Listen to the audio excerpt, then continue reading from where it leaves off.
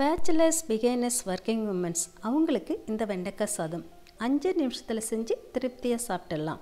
கூட ஆம்லேட் அப்பளம் வச்சு சாப்பிடும்போது டெய்லி லஞ்சுக்கு இதையே கட்டிட்டு போகலான்னு தோணும். டவுட் இருந்தால் நாளைக்கு செஞ்சு பார்த்துருங்க. கூடவே நம்ம சேனலையும் சப்ஸ்கிரைப் பண்ணிவிட்டு கமெண்டில் ஹைஃபை கொடுத்துருங்க.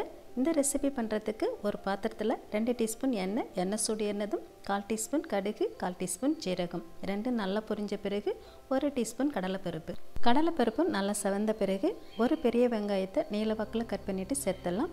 இது கூடவே 2 பச்சை மிளகாய் நீளவாக்கில் கட் பண்ணது, ஒரு தக்காளி பொடியை நறுக்கிட்டு சேர்த்துடலாம்.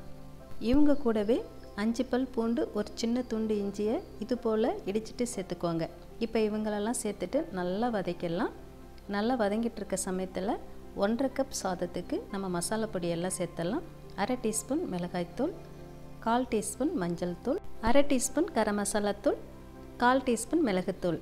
இப்போ இவங்களெல்லாம் ஸ்டவ்வை லோ ஃப்ளேமில் வச்சுட்டு நல்லா வதக்கிடலாம்.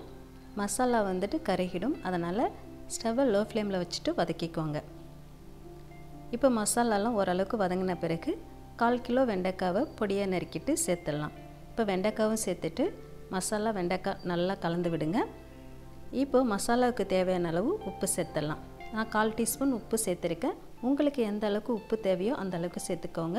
கூடவே ஒரு கொத்து கருவேப்பிலை சேர்த்துட்டு நல்லா வதக்கிடலாம். 5 நிமிஷத்துக்கு வெண்டைக்காவை நல்லா வேக விட்டுடலாம். இப்போ வெண்டைக்காய் நல்லா வெந்துடுச்சு. 1/2 கப் சாதத்தை இது போல் உதிரியாக வடிச்சிட்டு சேர்த்துக்கோங்க.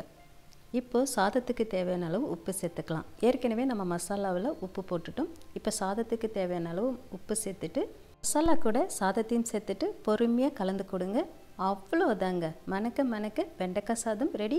நீங்களும் இதே போல் இதே மெத்தடில் ட்ரை பண்ணி பார்த்துட்டு சொல்லுங்கள். அடுப்பில் சமைக்கிறவங்க கொஞ்சம் அன்போடு சமைங்க. சுமாரான சாப்பாடு கூட சூப்பராக இருக்கும். கூடவே நம்மளோட சேனலையும் சப்ஸ்கிரைப் பண்ணுங்கள், லைக் பண்ணுங்கள், ஷேர் பண்ணுங்கள். இந்த ரெசிபியை ட்ரை பண்ணவங்க கமெண்டில் ஒரு ஹைஃபை சொல்லிடுங்க. நன்றி, வணக்கம்.